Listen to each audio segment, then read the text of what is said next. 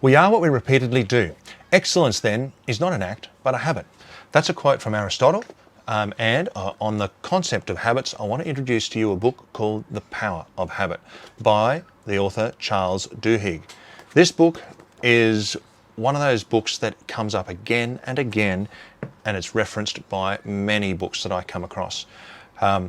It goes into what habits are, why we have them, how they're formed, and what we can do in going about changing them.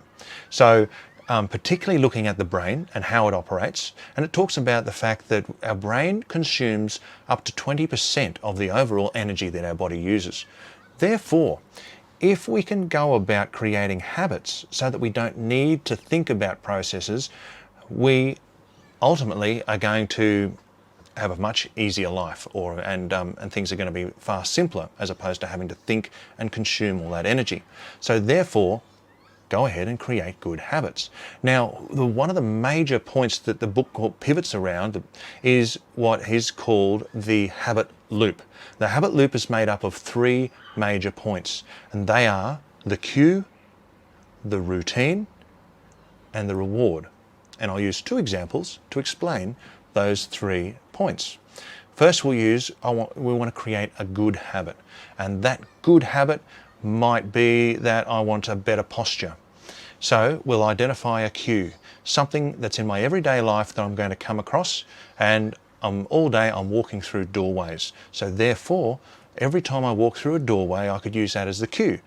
And when I do that, I'm going to put my shoulders back, my chin in, and get in the right posture and do the thing that we all know that we should do. And at the end of the day, I'm going to have the reward of feeling better and looking better. And that can, depending on that habit, that can then self-propel itself.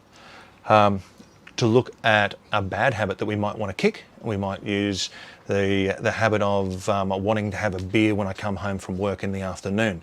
And so I've got a cue, that is, when I come home from work. That's my cue. Then I've got the routine. I want to have a beer. I might find something else that I can put in there. I can take the dog for a run, do some exercise, have a drink of water or something else that's going to, in the end, make me feel, give me that feeling that I'm craving, that reward. And if we can do that effectively for a certain period of time, we can break habits. And so it goes into creating good habits and breaking bad habits. And it's very, very powerful. So the takeaway from this would be, look at the habits that you have or want to create and think about what are the routines, what are the actions that you can put in place that are going to be triggered from certain cues that are going to give you the reward or the outcome that you want. Now, I'll finish on a quote from a different author, and that is Stephen Covey, and he talks about sow a thought, reap an action, sow an act, reap a habit, sow a habit, reap a character, and sow a character, reap a destiny. So it's all about creating the outcome that you want.